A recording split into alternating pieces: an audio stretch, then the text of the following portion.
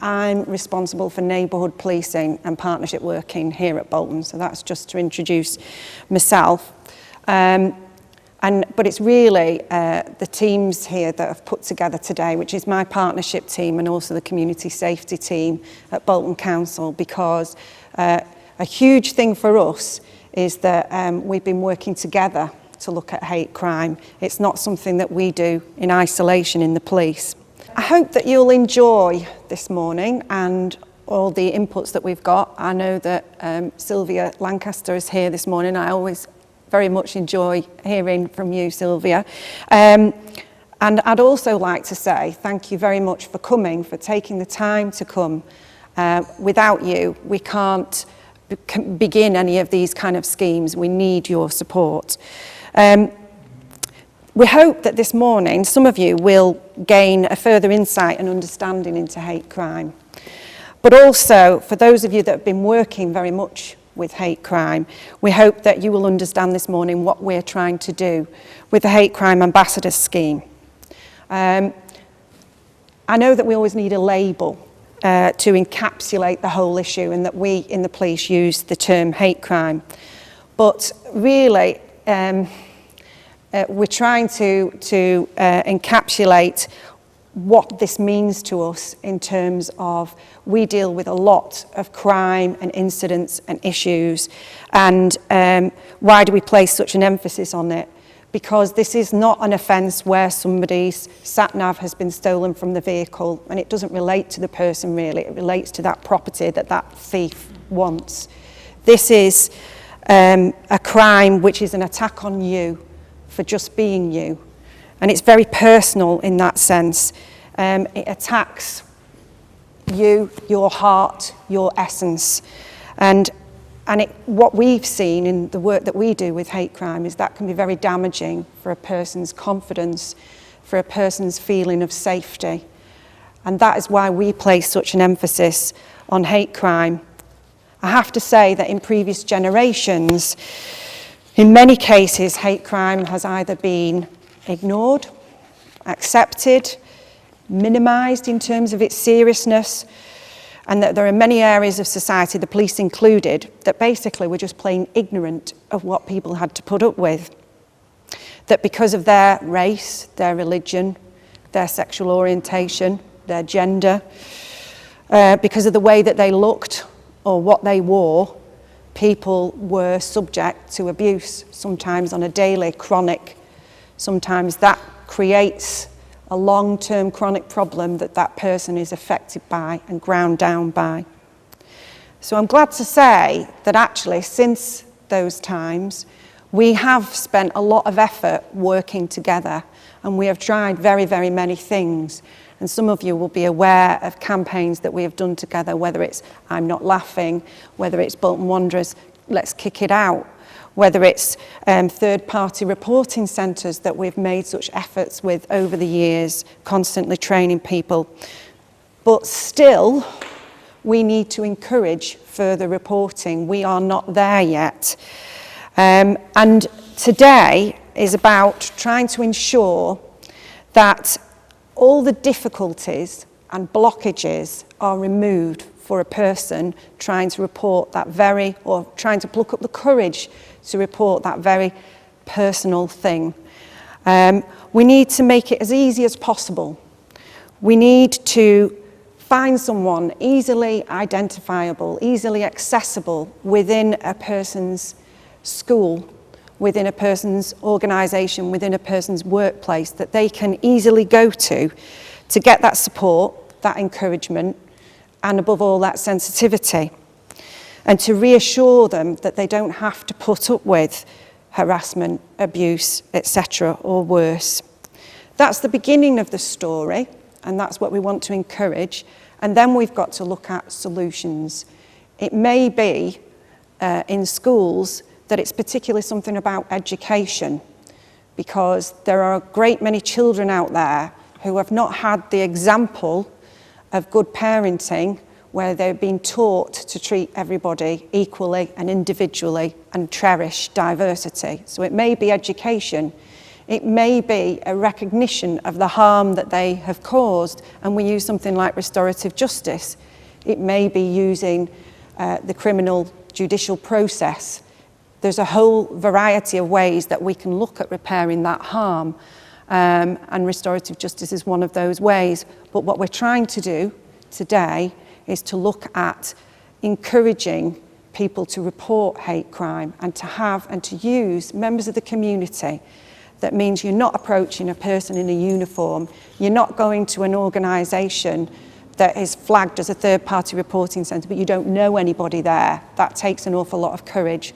So hopefully we've hit upon an idea that will bear some fruit for us, and that's what we're going to show you this morning. I've visited over 500 schools, spoke to over 50,000 children in my first year of this campaign that I started last year.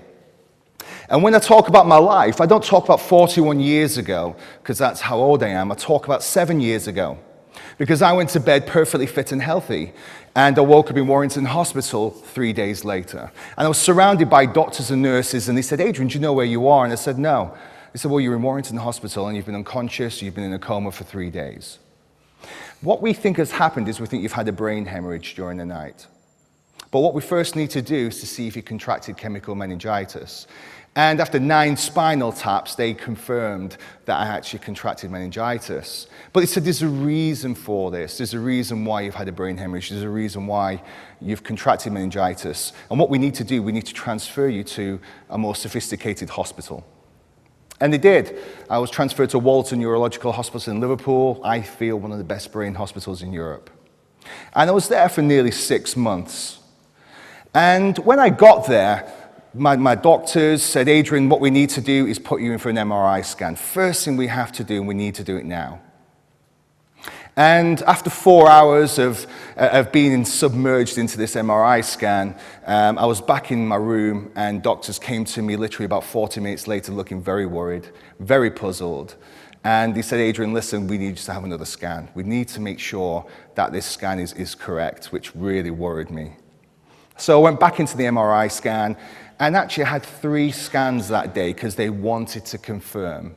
And they did about 11 o'clock at night. They said, "Adrian, unfortunately what we found is a brain tumour. It's 4 inches long, 1 inch wide, and 6 inches deep into the brain. Where your 2 central lobes are, it's really slap bang in the middle. Front part's attached to your optical nerve, the back part of the tumour is attached to your spine. We can't do anything for you, unfortunately, and we'll probably give you 5 days to live." So, going to bed perfectly fit and healthy. And as you can see, I'm a big guy. I eat very healthy, I exercise. It didn't matter in this time. It just didn't matter. They said, "Adrian, listen, I'm sorry." And my family were outside, and I have 2 daughters, and my family were there. And he said, "Listen, should we tell them, or do you want to tell them?" And I said, "No, I need to tell them this." So we called them in, and I spoke to my daughters first of all, and they were only 6 and 4 at this time as well, so they were babies. And I told them that, I wouldn't make the week. And I said, "I'm sorry, I'm not going to see you, walk down the aisle and have babies, or support you through college and just help you go to prom and things like this." And we're all crying. But one thing I did say to them, which is actually my campaign motto, I said, "But what I want you to do is I want you to inspire others with your positive actions. I want you to believe in yourself, because you can achieve anything that you want to achieve." And that's my motto: inspire, believe, succeed. And I've, as I say, spoken to over 50,000 children and young adults and communities as well, all over the country. My campaign goes into 13 other countries next year. 9 principal documentaries have been filmed. And I gave everyone a big hug and a kiss, my family, I'd say all my friends, and I didn't know if I was going to wake up the next day. I'm still here 7 years later, and I go to bed every night, and I don't know if I'm going to wake up the next day. I just don't know. I'm a walking or wheeling time bomb at this moment in time. So I finally went to bed, and I was petrified. I was so scared of going to bed, but I finally did. And I woke up the next day, and I thought, wow, I'm still here. This is fantastic. Because when doctors said you've got 5 days to live, it didn't mean that on the 5th day that I would die. It was, you have up to. And what doctors said to me was, enjoy every day because it could possibly be your last. And I woke up and I thought, my goodness, I'm still here. My family was around me and we spent all day together. And unfortunately, at night time, we all had to say goodbye again because, as I say, I didn't know if I was going to wake up the following day, which was very, very hard.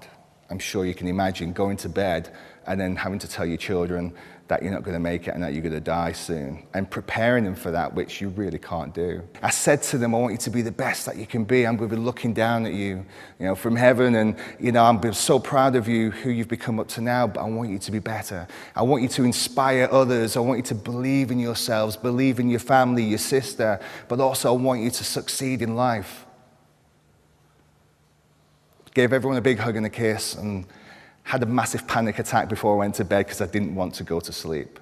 But I finally did, 2, 3 a.m., and woke up the next day. I thought, wow, I'm still here. But after the 5th day, I actually surprisingly asked the doctors to kill me, if I'm honest with you. I couldn't say it any other way. Because the 5th day was a blessing I was still alive. But I then, and my family and my daughters had to relive the previous day and the previous day before that, which was to say goodbye again. And after 5 days of crying and seeing them devastated, I just really couldn't do that to them anymore. And so I said to the doctors, listen, I'm going anyway. Is there any way you can speed it up? And they said, sorry, Adrian, we can't. And I'm actually really grateful for that because 7 years later, I'm still here. So 5 days then came into a week went into 2 weeks, 2 weeks went into 3 months, and doctors were coming to me saying, Adrian, we just don't understand how you're still alive. Your tumor is so big, it's like a volcano, it's going to erupt, and once it erupts, bang, you're gonna die. But we just don't understand. But it could possibly well be the medications really kind of keeping you alive. And even to this day, 7 years later, I take about 67 tablets a day. I take an entire bottle of morphine just to get out of bed, just to function, just the basics we take for granted.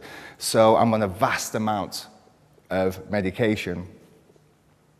But after 3 months, doctors were saying, Adrian, listen, we think you should go home. And now for most people, going home after a hospital visit means that you're going to get better. For me, it wasn't, and they made that very clear because they said, Adrian, listen, we think you should go home because it's better to die in your own bed than it is to die in hospital. And that was just the reality of my life. There was no issues, there was no expectations that I was going to survive, and sorry, just enjoy life. Every day is a blessing, that's what they kept saying to me. Every day is a blessing, enjoy it. The problem was after 3 months, with chemical meningitis, with muscle wastage, with dexterity, coordination, brain issues, I was also a wheelchair user, which was very, very hard for me. I'm 6'4", I'm a big chap, in the wheelchair I'm 3'5", and I'm now vulnerable in society. So that was really difficult to go home and also become a wheelchair user, as well as this impending doom of this tumor. But the first thing I wanted to do was to go outside. Whatever confidence I had left, I thought, right, I'm going outside. I was very scared, very, very poorly. And with being new to being a wheelchair user, I had to borrow a wheelchair from a local charity. And I got this wheelchair, and my family, and everyone was saying, Adrian, don't go outside, because what if something happens to you? But once again, every day is a joy. Every day is a blessing for me. I don't care if it's raining, it's sunny, it's snowing. It doesn't matter. Because that could be the last time I get to see that. It's sunny now.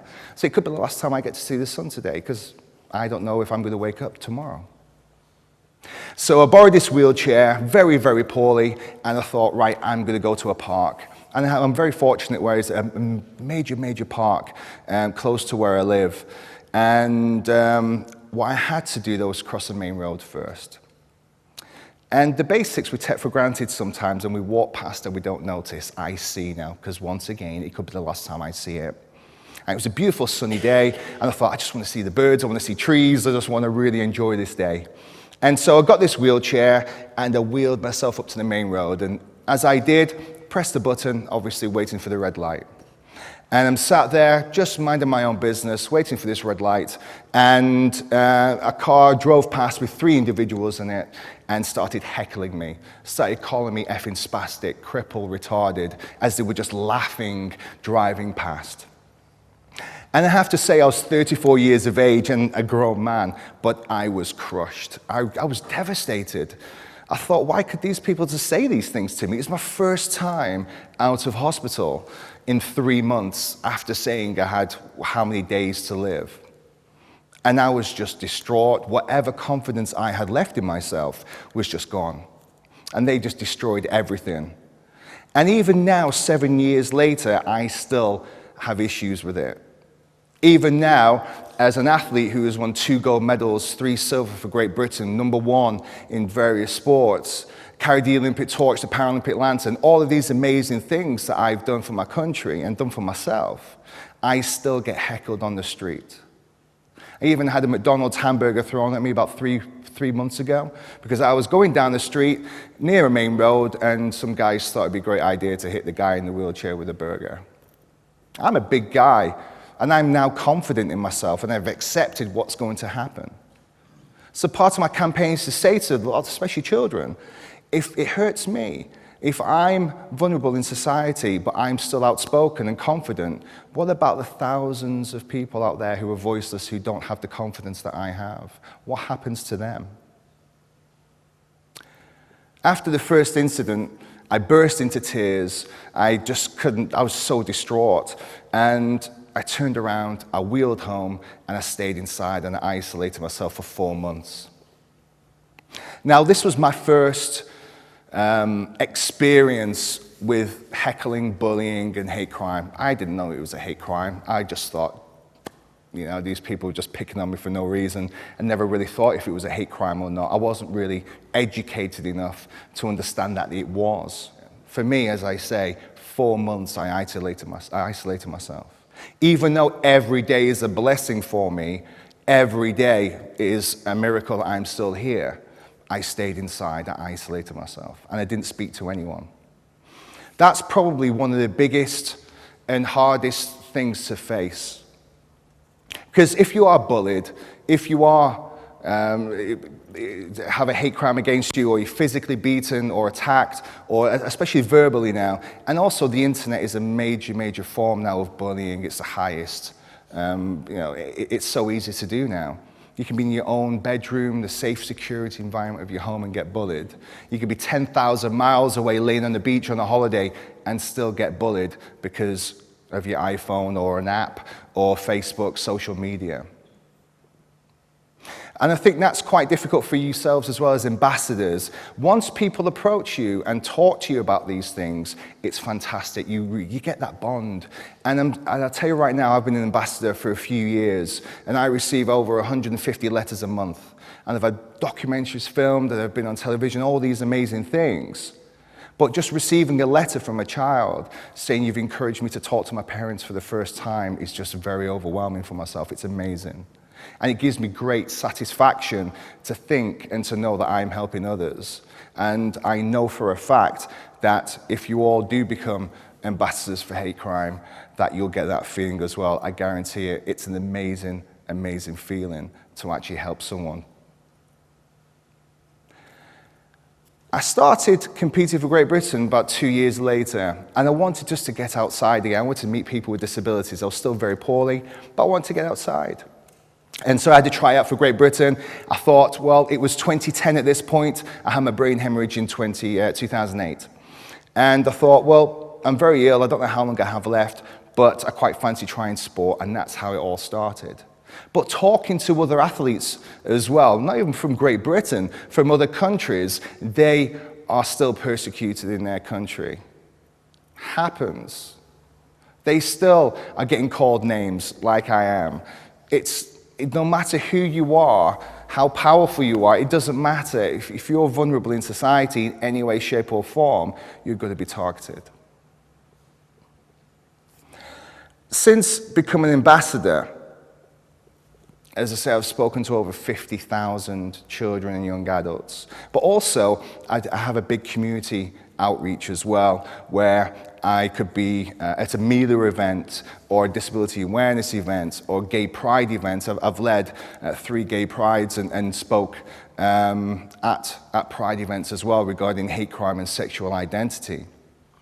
I'm also the ambassador for LGBT in Warrington and transgender in Warrington, as well as the UK. And just talking to others about their experiences really highlights the issues that we now face. 38%, it's gone up by racial attacks, more on public transport than anything else. Taxi drivers are receiving more abuse than ever before. Online has risen so much as regards to the bullying. And part of my campaign when I talk to children, it's about think about what you say and what you do before you do it. Sylvia mentioned that earlier.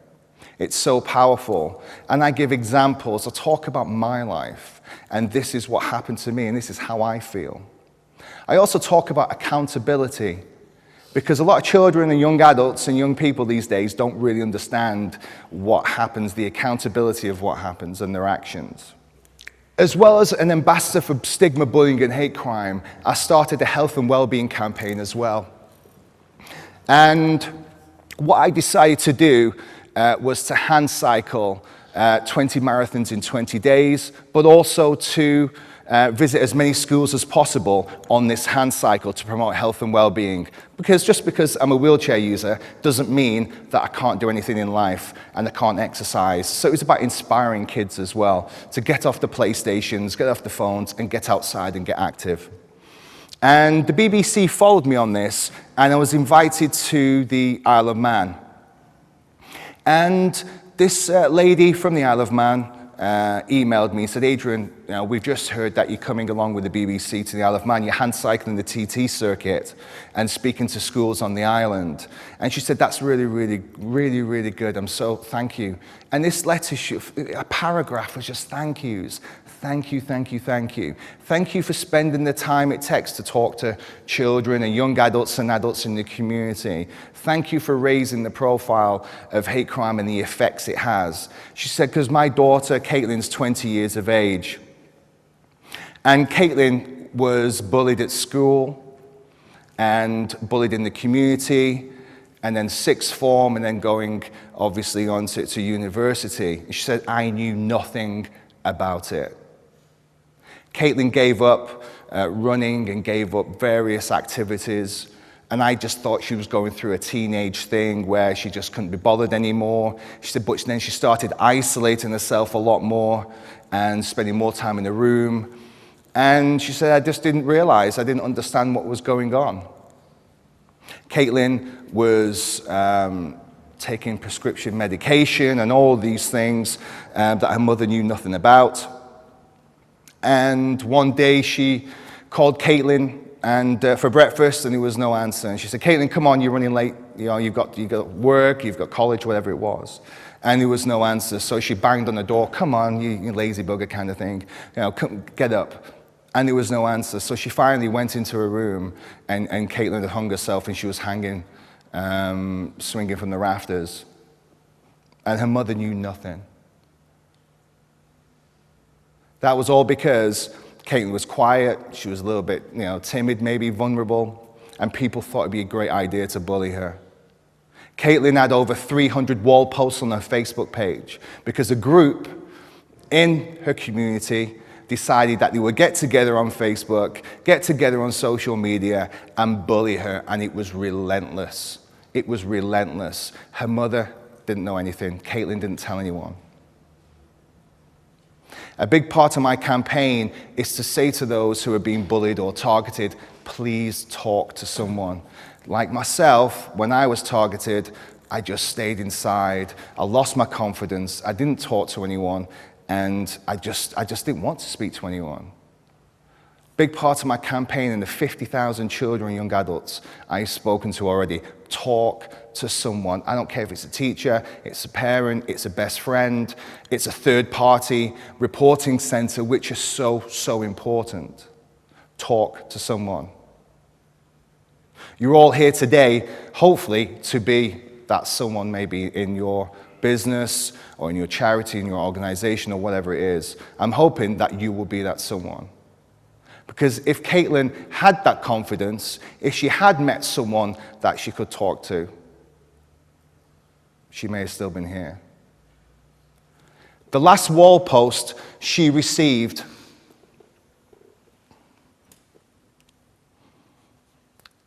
was this. And it's quite pixelated, but I'll certainly try and hopefully you can see it. It says, I bought you a necklace. Here, put it on. Well, last thing she saw. Because what she did then was she got some old rope, like school ties, tied them together, and hung herself. That was the last thing she saw. When I talk to schools, I talk about accountability. That group heard what had happened to Caitlin and tried to remove all evidence from Facebook. What they don't know, and what most people don't know, is no matter what you put on the internet, remains on the internet, no matter what it is. They deleted it. The police spoke to Facebook, they brought it up in their archives, and the police prosecuted to the full extent of the law. When I talk about accountability, I look these teenagers in the eyes and say, think about what you say before you say it. Think about what you do before you do it. Would you want that on your conscience? Would you be able to look at yourself in the mirror every single day and know that I helped a young lady who had her entire life ahead of her to hang herself because I thought it was funny to heckle her, to verbally abuse her on Facebook and on social media? Do you want that on your conscience? By this point, a lot of the teenagers are looking down. Bullies who have approached me after my assembly have shook my hand and said, you know something, I've been a real idiot. I never realized. I'm sorry. And what I say to them is, don't apologize to me. Apologize to the people that you've been bullying. But that also tells me it's not just talking to victims, it's talking about the perpetrators as well. That these bullies and people in society are actually looking and understanding what's going on, and they're coming to me and they're approaching their parents. I receive hundreds and hundreds of letters, and some are from bullies saying, Adrian, after listening to what you've said, I've actually apologized to various people. Sometimes they can't do that, but they feel really ashamed. And just that seed of planting that seed of, listen, think about what you say before you say it. Think about what you do before you do it. Because there could be grave issues regarding if that person wants to take their own life. A lot of kids these days self-harm. That's the first thing they do now. It's an out for them, or they feel that pain, and it's an uncontrollable pain maybe. And I receive so many letters, and so many children approach me regarding self-harming because it's a way out for them. And the first thing I say is, have you spoken to anyone about it? And 9 times out of 10, they say no. One of the letters I have here. Oh, can you hear me now? Here we go. One of the letters I have here. And once again, I receive these letters, and sometimes I don't know which school they're from. I don't know which school they're from, or I don't know who they are, because I speak to thousands and thousands and thousands of children every week. But I received this letter from the school. And it says, hi, Adrian, it's Celeste. You probably don't remember me, but I remember you. You came to my school and talked about your life, sport, being the best that you can be, and your personal life, like the hate crime attacks you have encountered since becoming disabled and a wheelchair user. I have also been a victim of verbal and physical abuse due to being mixed race. I get bullied by the white girls. I also get bullied by the black girls because I don't fit into a box. For the past year, I have been saving up medication such as paracetamol and ibuprofen, as well as self-harming. I feel it was fate that you came to my school last Friday as I was ready to kill myself that weekend. Listening to what you have said about being a positive role model to inspire others with your positive attitude and actions. But it was when you said, if you're a victim of bullying or hate crime, please report it, and even just speak to anyone. I have given up ballet and running, my two favorite things, because I isolated myself because I felt scared to meet people. You gave me the confidence to speak to my parents for the first time and to tell them my secret of self-harming and saving pills. Without knowing it, you have saved my life. I wouldn't be here writing this letter now if it wasn't for you visiting my school and for me to listen to what you've achieved and gone through to give me the courage to stand up for the first time. Thank you, Celeste.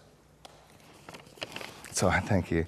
But that's one of many, many letters that I receive. And that's all because I decided that I would voluntarily put myself out there to support others in need. To talk about education, which is a huge, huge thing that we really, really need to work on more. Educational packs, which obviously Sylvia does as well. It's so important because sometimes when we talk to adults, they're already set in their ways. But if we hit the hearts of the children now in primary schools, even in secondary schools, if we really work hard with children, then in 15 years' time, because they're our future, we could stamp out the majority of bullying, stigma, and hate crime. But it takes people to volunteer, it takes people to actually say and dedicate their lives and maybe 2 hours a week. It doesn't matter what it is, but to be there for someone else, to listen and then to help guide, whether that's through the police or a third-party reporting centre. It doesn't matter what it is, a charity. But you could be part of that. You could save lives. And I never came and volunteered to save lives. I just wanted to inspire children to be the best that they could be with what they have been given. But this is the effects it's having. School teachers saying, Adrian, we need you in schools more. Parents saying, thank you. My daughter spoke to me for the first time and told me about this, or my son. Talking to the police, saying thanks, you've really helped us to get, hate crime out there, we're going reporting it because it's so, so important. We can only do as much as what we're told. So that's a big thing. And you all here today, I'm just going to say, first of all, thank you for being here because it is so important. And I guarantee, like I said at the beginning, it will be an amazing experience for you. It could be an emotional roller coaster, don't get me wrong. But with support, help and guidance with the people you have around you and with the police and with the council and with charities and organizations, then you'll be able to do it. But please also as well, don't be afraid to ask for help. That's a big thing. Don't take it all on yourself to think that you can help lots of people. Spread that, talk about it to other people as well. It's not just about the victims, it's about the people who help as well. We all need, I talk about my experiences all the time because I have to. So don't take it all on yourself, but you should be very proud that not only you took time to be here, but that you're actually thinking about becoming an ambassador. It is so, so important.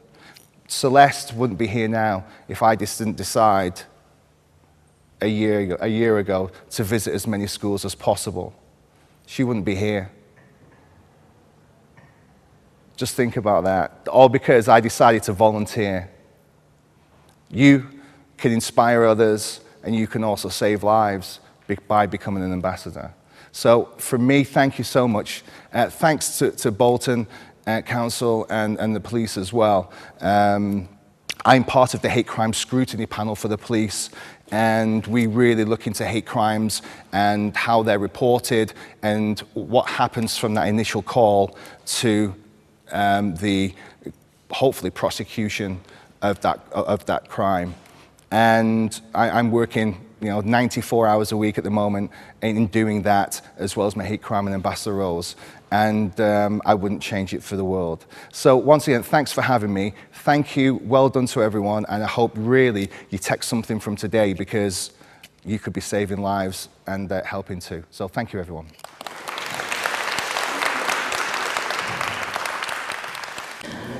Well, today's been really interesting. We've been working in Bolton, and at I don't know whether it's a conference or a meeting, don't know what you'd call it, for hate crime ambassadors. And it's been amazing to be here. The foundation was set up 8 years ago, originally really, to just look at hate crime is the reality. But now we campaign to have a 6-strand, which will be lifestyle and dress code. And we also, it's about education really.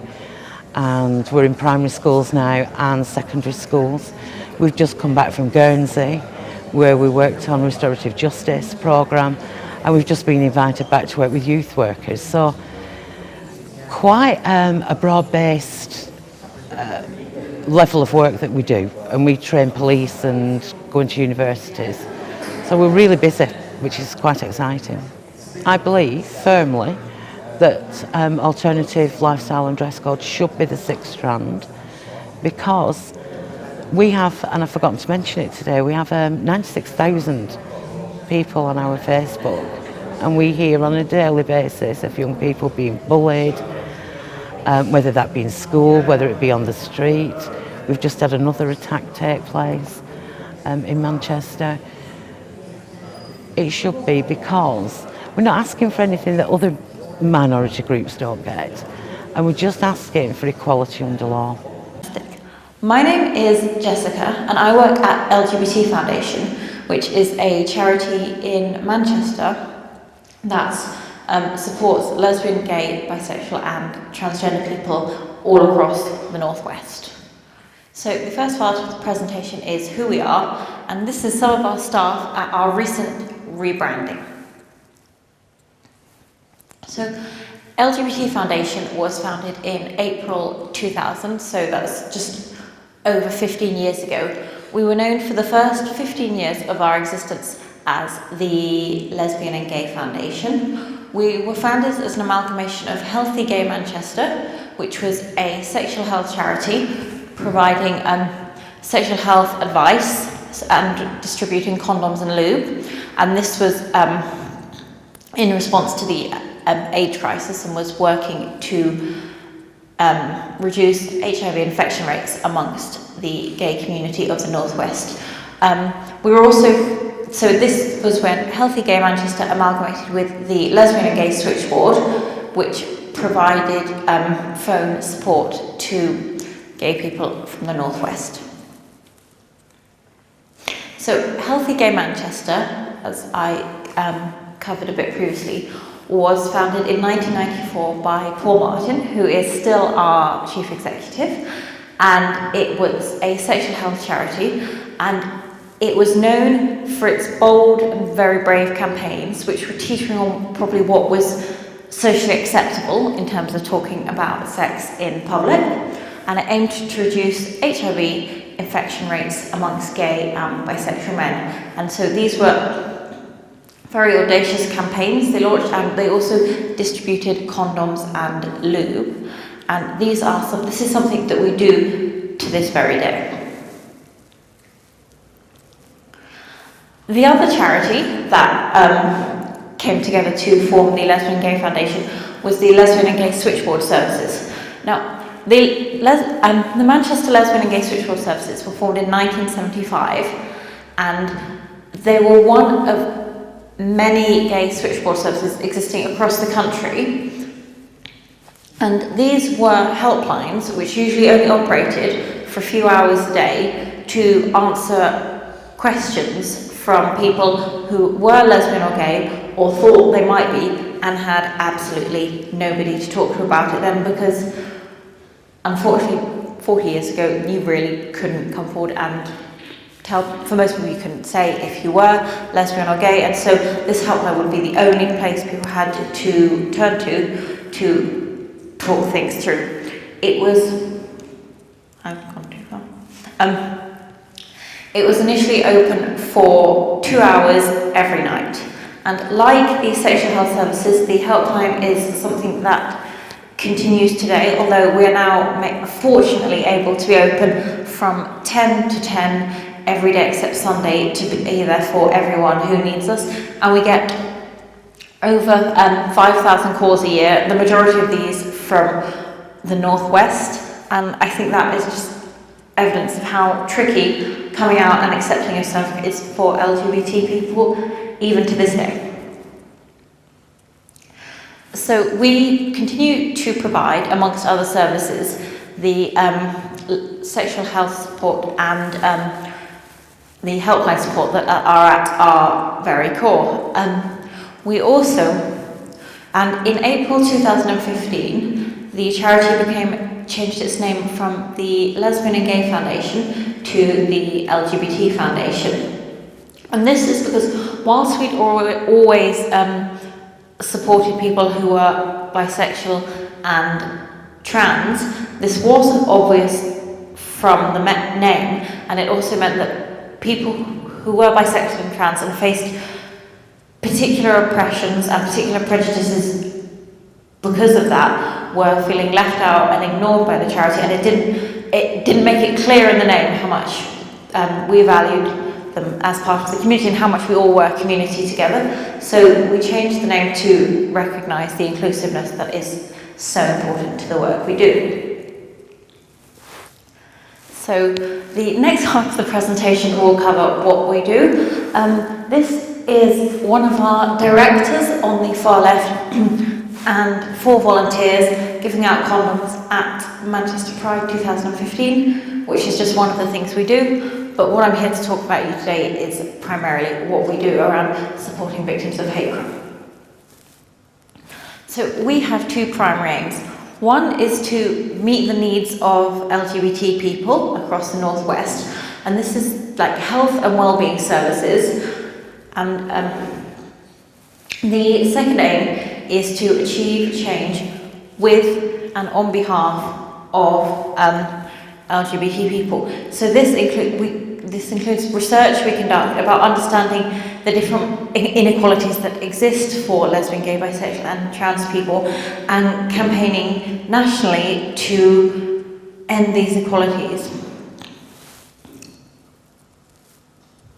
So we offer a broad range of different services. We're quite a big organisation and span quite a large area. But some of these include the helpline, which, as I said, will be answered anytime you phone between 8 and 10 about any issue to do with sexual orientation or gender identity.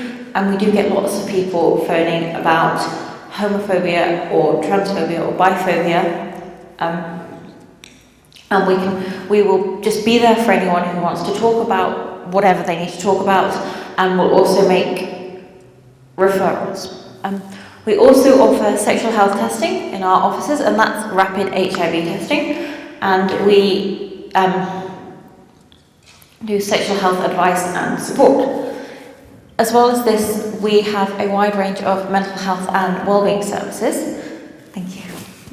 And we do this because, unfortunately, due to prejudice and discrimination against LGBT people who are lesbian, gay, bisexual or trans are twice as likely to suffer from poor mental health, and yet so often mental health services don't fully understand the needs of LGBT people and can often sometimes make them feel worse about what they've experienced, or not provide the service that is required. We also operate the Village Angels, who are a team of volunteers who go out in Manchester on Fridays and Saturday nights and help anyone out in the village who needs a hand. This will often involve taking reports of people who have been victims of hate crime whilst on nights out.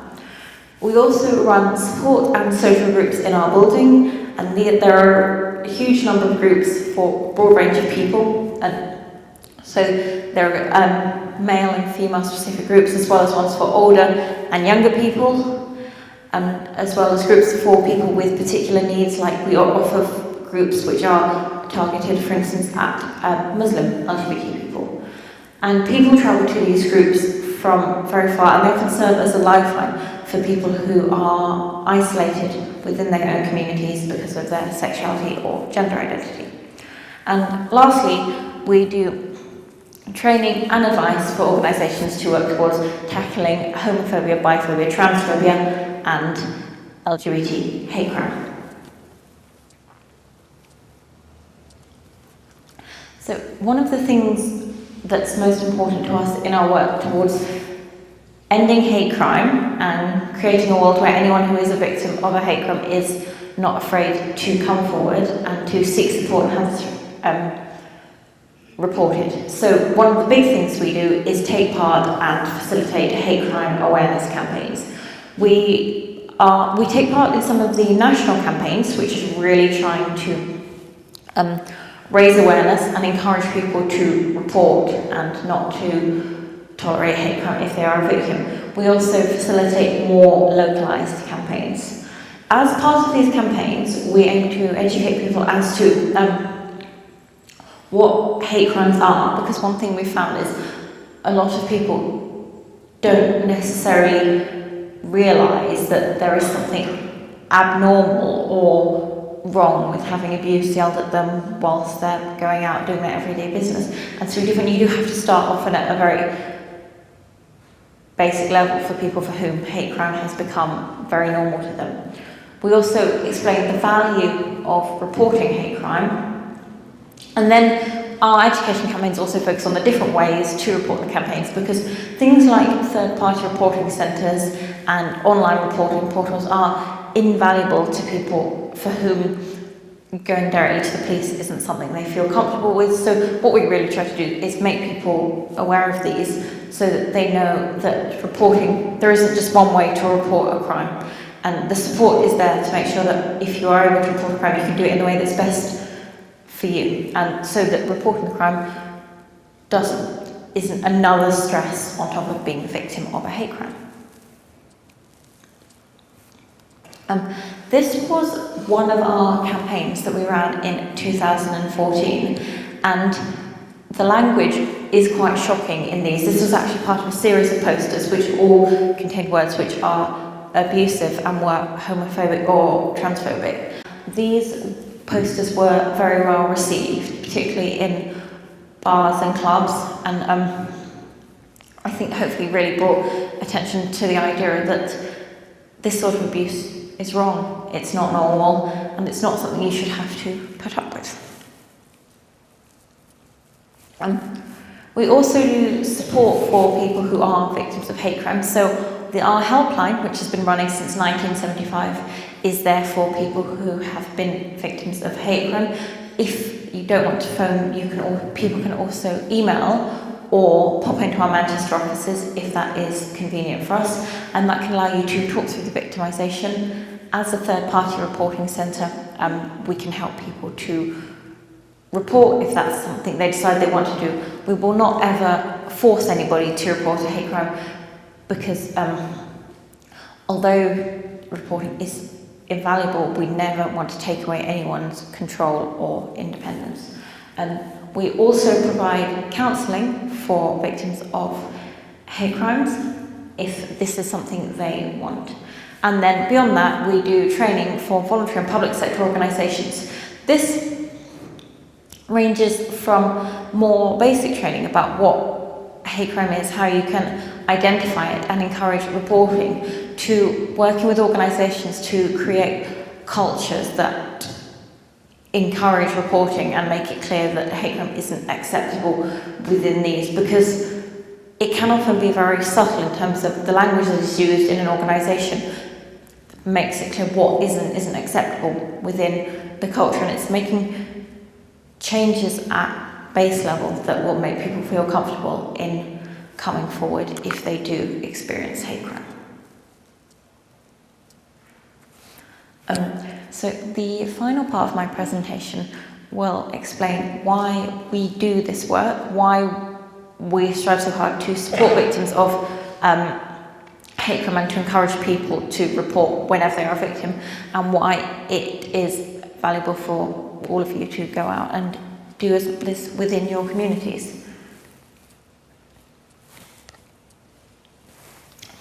One of the most important reasons we work to encourage people to report hate crime is to end the silence that exists around homophobic, biphobic and transphobic hate crime.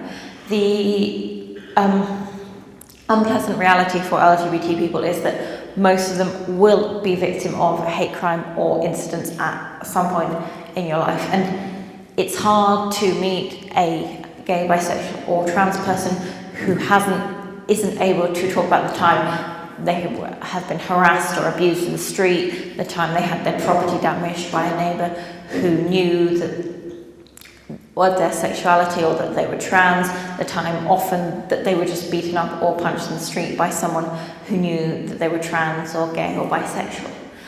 So we do this work because unfortunately hate crimes against LGBT people are far too common, and they're also very, very rarely reported.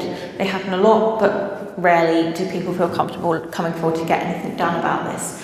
I think particularly striking is the fact that a 2014 study by the University of Leicester estimated that around 35,000 cases of anti-LGBT hate crime go unreported every single year. And that's a shocking amount, and it reflects just how normalised this abuse has become across the entire country. So the second reason we do this work is to end the barriers to reporting and to create cultures and communities where people who are victims of hate crime don't feel they should just be quiet about this. So hate crimes against LGBT people are unreported for a great many different reasons that all come into play together. One of these is the fact that these crimes are very normalised because they're so commonplace, and a lot of LGBT people will unfortunately see it as part and parcel as being gay or bisexual, trans, to be abused, to be occasionally assaulted when they go out, and when things become normal you don't do anything about them because it just becomes a part of your life. And so we want to stand up and say this isn't right and it shouldn't be normal. And then this work is also done to work to combat people's fears in terms of working with the police. And often people don't report hate crimes to the police because they think it's a waste of police time, maybe the police don't necessarily care, or that if they do they have to come out to all their friends, family and neighbours. Some people might also have negative perceptions of the police or have previous negative experiences from reporting hate crimes. And so we're standing up to say, this is wrong, people do really care, and you will be listened to and you will be supported if you report a hate crime, and there is value in doing so.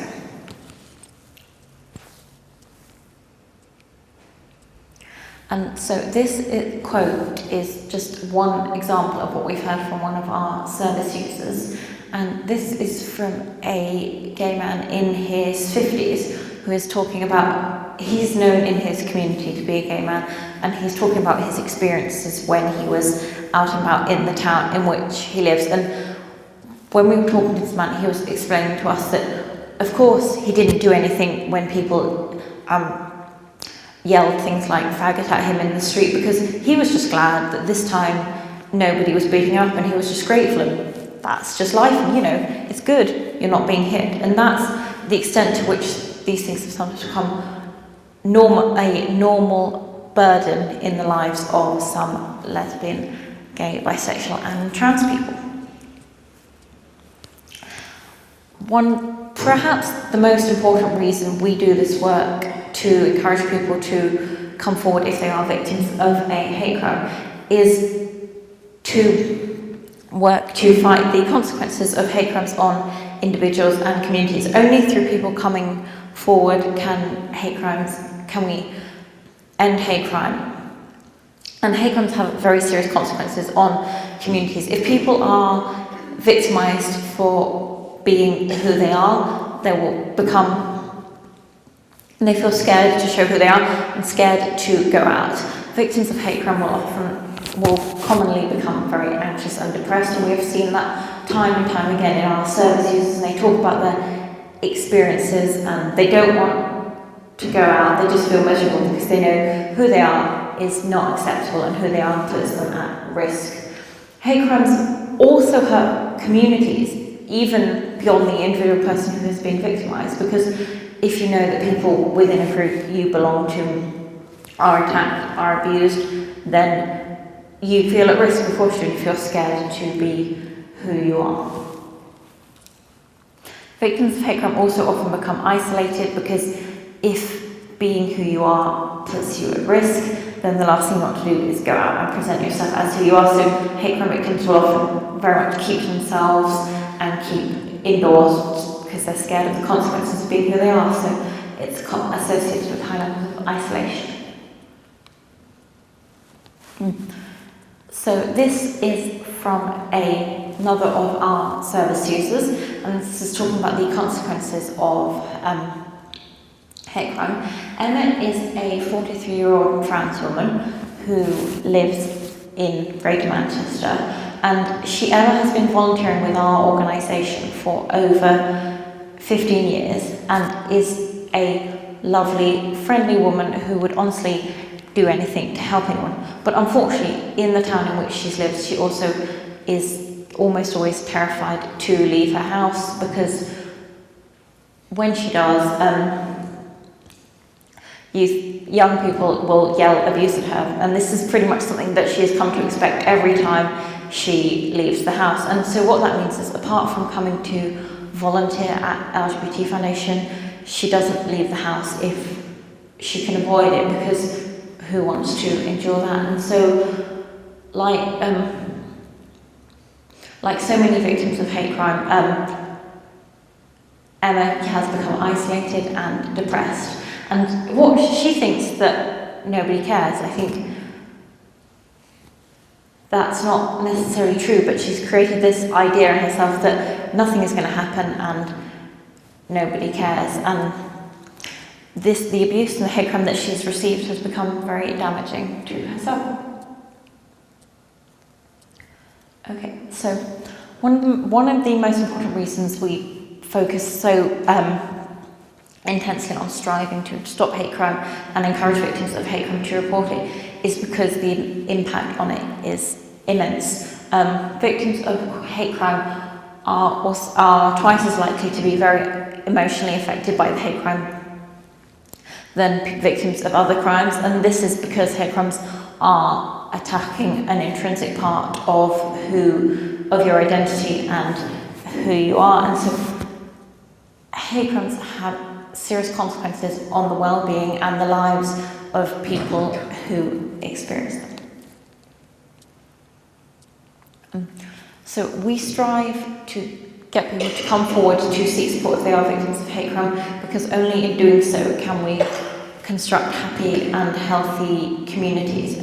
In 2014, a study by the University of Cambridge suggested that LGBT people are twice as likely to suffer from poor mental health as non-LGBT people, and it was suggested in the study that one of the main reasons for this was the prejudice and discrimination that LGBT people face in their everyday life.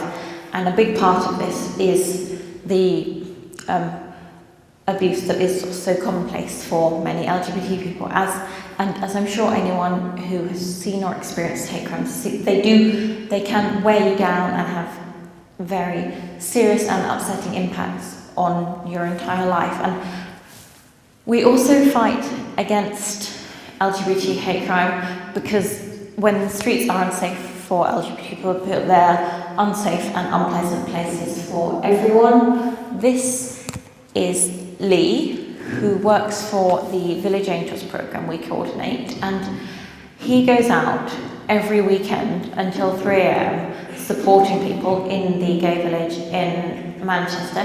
He's done some incredible things in his time. He's pulled people from canals, he's stayed with hours for people who were fitting until an ambulance was able to turn up, and he does all this for free in his own time because he really cares about everyone. But unfortunately, whilst he was volunteering for the organisation for which I work, when we run the Village Angels, he was out and a man just came up to him and said, "Oi, are you gay?"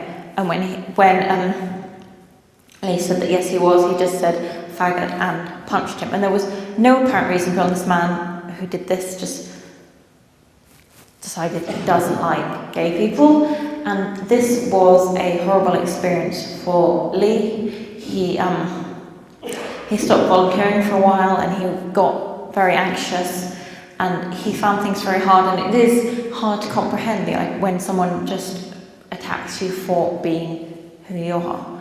Fortunately, he has come back and he was very supported by the police in Manchester, and they were able to apprehend the person who did this, and he stayed in constant contact with the police. And what Lee proves is that hate crime can be horrible for people who experience it, but also that the police care, people out there do really care, and if you come forward, if you are a victim of a hate crime, there is support available for you.